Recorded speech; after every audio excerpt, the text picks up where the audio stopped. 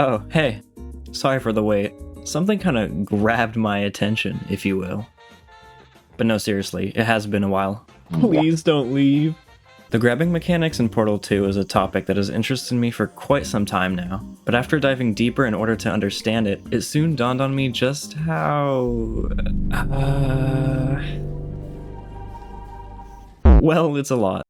To understand why, let's first start with the basics.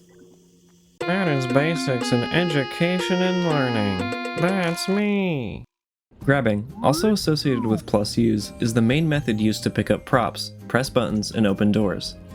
It's the universal command to let you interact with the world around you, but it also has some interesting properties. Let's start by looking at what makes grabbing unique in Portal 2 alongside its predecessor Portal 1.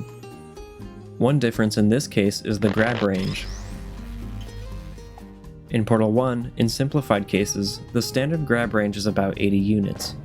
Comparing that to Portal 2's improved range of 100 units, it might not seem like that big of a difference. However, in some circumstances, it can actually make some tricks in the game a lot easier, or even possible at all. For example, when looking at the speedrun route for the map Future Starter, at the start of the level, runners portal under the cube and quickly grab it in midair on the other side of the portal before it falls to the ground.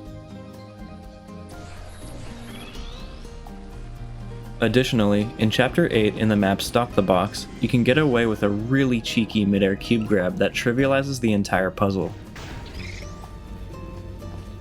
Now if I were to retry both of these grabs with Portal 1's grab range, it becomes a different story.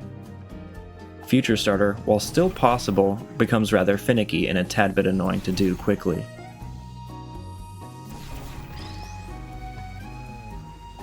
And for Stop the Box, the cube grab is no longer doable. Basically, the extra grab range can make grabs that, on paper, seem very ridiculous, actually possible and more lenient. With that out of the way, let's now look into the actual grabbing process itself. In Portal 1, you might be familiar with being able to drop and pick up a prop without any delays, like you can just spam E and go crazy with it.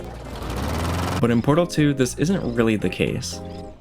When you press your use key on any prop, doesn't matter what, it could be a cube, a mug, a bean can, literally anything. The game starts a 1-second cooldown that prevents you from picking up anything again. So if I were to pick up this camera and instantly drop it, I would have to wait until the overall cooldown is over before I can pick it up again. There's a grab delay. Pretty simple, right? But this cooldown alone is not the only thing that affects grabbing props.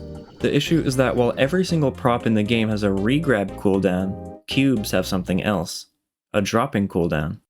Based testing remains an important tool for science, even in a dire emergency. Cubes, specifically prop-weighted cubes, have an additional half-second cooldown that prevents you from instantly dropping it on top of the previously established grab cooldown. So unlike the camera in the previous example, if it were a cube, we would have to wait a little bit before being able to drop it. And yeah, well, there's a pretty good chance you've never noticed this drop delay in a regular playthrough. It can be fairly common in speedruns or the least portals category.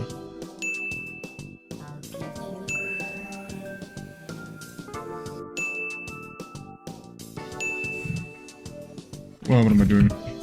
But while these cooldowns are key features of grabbing, there are 3 more mechanics that are also important to understand. 1. Trying to grab and hold a prop while standing on top of it will not work. For some reason. 2. Once picked up, a prop will try really hard to position itself in front of you at a fixed distance. If this distance becomes obstructed by the player, the prop can't be dropped because there's no room.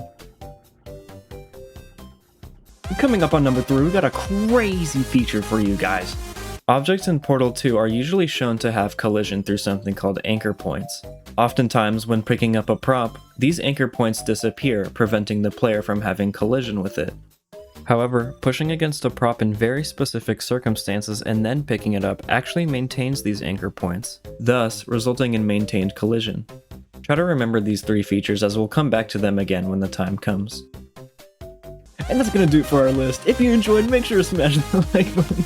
But in the deep darkness that are evil delays and cooldowns, there are also some positive features for grabbing as well. one of which being grab buffer. In Portal 2, once you press your use key to pick up a prop but are a bit too far away, there's a second of buffer in which it can still be picked up if you move within the prop's grab range in time. It essentially removes the need to perfectly time grabbing props, as there are various moments throughout the game in which key puzzle elements like cubes must be grabbed while moving through the air. Another positive and honestly kind of insane feature is what I like to unofficially call the iron grip.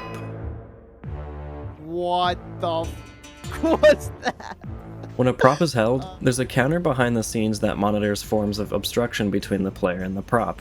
When this value reaches 40 or above, the grab breaks. But this is where the iron grip comes into play. When the prop is first grabbed, there's an initial 1-second window where this counter doesn't change in value. And if you recall the rule I said earlier about props and their positioning, you can pull off some pretty funny visuals. Not only can it make grabbing look kinda silly, but the iron grip is also useful practically as well. In the map Portal Carousel, speedrunners skip running back and forth multiple times by putting the cube over the glass wall, activating the iron grip by dropping and re-grabbing the cube, then quickly throwing it onto the button before the grip runs out and the grab breaks. This is known as Turkey Toss, named after the runner Turkey, and it saves about 2.5 seconds. Now that we hopefully understand how grabbing and its various cooldowns work, let's dive into the many different tricks and exploits that can be derived from them. As cool as Turkey Toss is, it isn't the only instance in which the iron grip can be helpful. For example, when we look at prop flying in Portal 2, an easy trick used to gain height in other Valve games, it's instead performed by standing on top of 2 stacked props then grabbing the very bottom one. The bottom prop will then be pulled upwards towards you, bringing the prop you're standing on with it. In this case, the iron grip can ensure a solid second of flight minimum before the grab completely breaks due to distance or obstruction. It's pretty different from traditional prop flying, mainly due to the grabbing cooldowns that prevent it in this game, but at least there is a method to gain a good amount of height by using props. Similarly, on the topic of gaining height, prop elevators are also performed through strange grab shenanigans. If you recall from earlier that pushing a prop in a corner and then grabbing it results in continuous collision, you can actually gain a vertical boost because of it just by simply jumping. This can be helpful in getting over some walls and is often used in various speedrun categories. Additionally, if you have a good prop for it, you can even do some prop hops around the peak of the jump to gain even more height. It's pretty easy to do and can be very reliable, but why does this work at all? Low-key, I don't know. The leading info that I have is that pushing a prop into a corner sort of compounds your speed and then gets released once you jump, but I have no idea. But hey, speaking of prop hops, they're a very key trick to understand when attempting various challenges or speedrun routes. Since you can't directly pick up a prop while standing on it, having a great grab range makes up for that, allowing players to grab the prop in the air after jumping off of it. The implosion skip route in Neurotoxin Sabotage is a good example when it comes to observing this in action. You can see runners cleverly using the metal beams of the elevator shaft to position a chair in order to climb with, carefully timing their grabs after they jump off of it. It can be very tricky, but with enough practice becomes very doable. A lot of leased portals routes similarly rely on prop hops in order to clear gaps that would otherwise require portals to cross. It's really impressive stuff, shoutouts to leased portals players. That's nice. Yes! Additionally, in terms of pure grab exploits, quick regrab is another trick that deserves some time to shine. When you perform a +use input, the game can actually detect it as a grab in some cases despite not actually picking anything up. And since we understand that grabbing results in various cooldowns taking place, we can take advantage of this detection and work around them. One method is through grab buffer. Picking up a prop near the very end of the grab buffer time ends up starting the grab cooldown sooner, allowing you to pick up, drop, then pick up the prop again seamlessly. The other method can be performed while trying to grab while standing on a prop. Since inputting +use while on a prop doesn't actually pick it up, what it can do instead is activate the grab cooldowns. So through similar logic, we can press our use key to activate the cooldown, then, near its end, we can jump off the prop to pick it up, and then we can quickly drop and re-grab it again like shown earlier. This can be used to scale walls and cross gaps with much more distance, and can be helpful in clearing maps using less portals or cheesing community chambers. I'll give you credit. I guess you are listening to me. Moving on to something new, there's a very specific trick known as SPD, a state in which a prop is essentially crushed by another prop. A simple way to achieve this state can be done by placing a prop inside an open doorway and then closing the door. The prop then just gets hydraulic pressed. Circling back around to grabbing, if you were to grab and hold this prop while it's stuck in the door, you can simply just walk through it. This is because while the door is closed visually, the area with the SPD'd prop allows for an opening, and since grabbing props removes its collision with the player most of the time, it allows you to walk through it. Normally in vanilla Portal 2, there aren't very many situations where you can use this because doors commonly have an invisible barrier for props to prevent soft locking. However, this is actually useful in Portal Story's Mel, and is used to activate a trigger later in the level and backtrack very quickly. It's also worth pointing out that while you can technically pass through the door without grabbing the cube, it ends up being really finicky, and you also have to worry about there being enough room in the first place, so you're better off just grabbing the prop. In the map Crazy Box, there's a specific interaction in the second half of the map where you can grab the cube stuck inside the glass container through the cage floor. However, this grab only works if two situations are happening. 1, you must be jumping, and 2, you can't be looking directly at the cube. The reasons for those are that, firstly, the player's camera is positioned slightly underneath your total height. This extra bit of room above the camera is what allows the cube to be detected through the cage when jumping. Normally, if we try looking directly at the cube to try to grab it, the tracing algorithm that detects entities is going to prioritize the cage. However, by looking away, the trace will prioritize the cube rather than the cage, and you can just pick it up. Just like that, you can save like half a second in Crazy Box. Finally, one more really weird grabbing exploit / strange thing is that you can make props float by grabbing and dropping them so quickly that their v-physics, the way objects interact with the environment around them, doesn't update. In this situation, through grabbing, we can move the camera off the ledge into the air, and you can notice that its anchor points remain wherever its v-physics were last updated. The game will continue to believe that the prop is still resting on the floor, and it will only wake up once you update its v-physics by nudging it or normally grabbing it again. Please post a comment on your thoughts using 200 words minimum while responding to 2 other classmates for full credit. That was kind of a lot of information, but don't be discouraged. We haven't even covered what portals can add to the table. Portals are interesting when it comes to grabbing because the game has to account for which side both the prop and the player is on. Most of the time, it does a pretty good job at figuring it out, and you can pick things up just fine. Most of the time. Big shocker, but there do exist ways to confuse the game on which side of the portal a prop is actually on. One method is done by grabbing the prop on the same tick as it passes through a portal. Depending on where your portals are placed, you can get it to literally fly across the entire map to try to get to you thanks to the iron grip. If the distance is too far, the grab will eventually break, but it looks so funny. You better laugh. You can also use a specific setup to watch this happen continuously.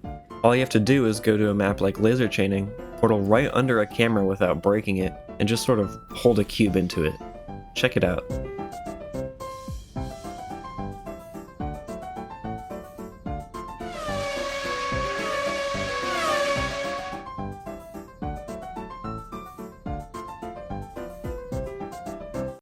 In cases where the prop doesn't travel through Narnia and back to get to you, it kind of ends up doing the opposite.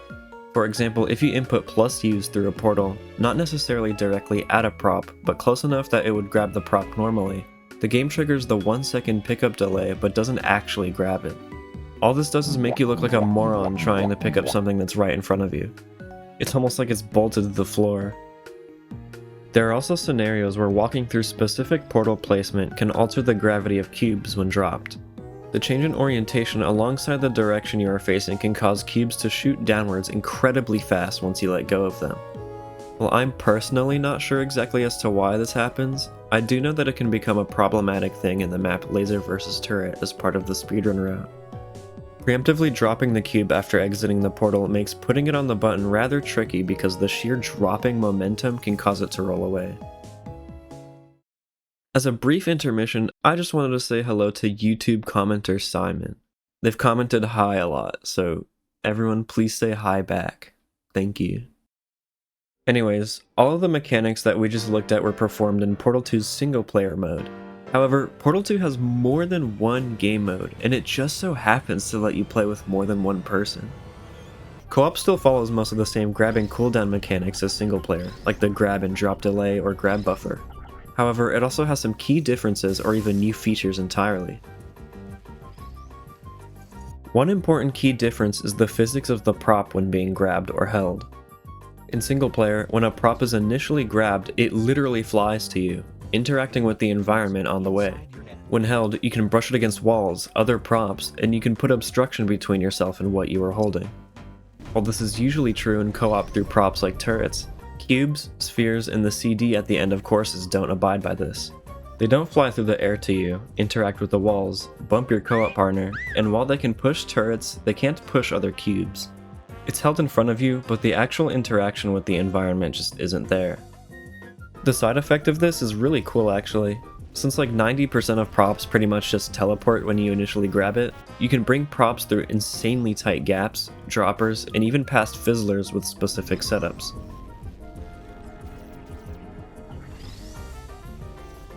Also, because props don't typically interact with the environment in co-op, crouching and looking straight down can put the prop into the floor while being held. And depending on the prop, this can become another method of bringing something past a fizzler. The only exception to a cube-like prop not experiencing physics would be a redirection cube when near a laser. My guess is that it's probably important enough to implement the physics in this situation so that the laser doesn't do anything ultra crazy. Additionally, holding onto a prop has the ability to prevent scripted emote sequences at the end of certain chambers. Normally you're forced to watch as you and your partner do a little celebratory dance, but holding onto a prop can just cancel this altogether. But when it comes to a completely new mechanic, stealing and auto-grabbing is introduced. Though not necessarily related to one another, they can directly affect each other in specific circumstances. If you or your partner is carrying a prop, the other person has the ability to steal it by simply just pressing their use key on it. Auto-grab, on the other hand, is a mechanic in which moving over 275 units of velocity can automatically pick up a prop. However, these two can collide, where moving too quickly can steal your partner's prop out of their hands. In casual play, it can be kind of funny just straight up yoinking someone's prop out of their hands, but in speedrunning it can cause conflicts. If you know how to bunny hop, getting over 275 velocity in Portal 2 is like, really easy. For reference, the standard walking speed is 175 velocity, so when someone's role in the speedrun route is to be the one managing the prop, it can be frustrating when your partner unintentionally grabs it from you just because you both have to be moving quickly. I've got a plan. Let's keep testing and show. Auto-grab can also be tricky in solo situations as well. Sometimes it can pick up props immediately as soon as you drop them, catching you off guard when you press your use key to drop it, only to find yourself continuing to hold onto the prop you want to let go. Runners essentially just have to be a lot more mindful around important props because of these aspects. There's another co-op specific circumstance which can be useful in the least portals category. If you drop a prop and push into it just right, you can clip it into walls. You can see this in action on the map separation, as the props need to be passed back and forth several times. Additionally, this also works against your co-op partner as well. You can clip a prop inside their hitbox, causing them to gain velocity. It's kind of tricky, but once everything is set up and velocity is built, it can be released in order to gain lots of height. The map funnel catch is a really good example of seeing this in action.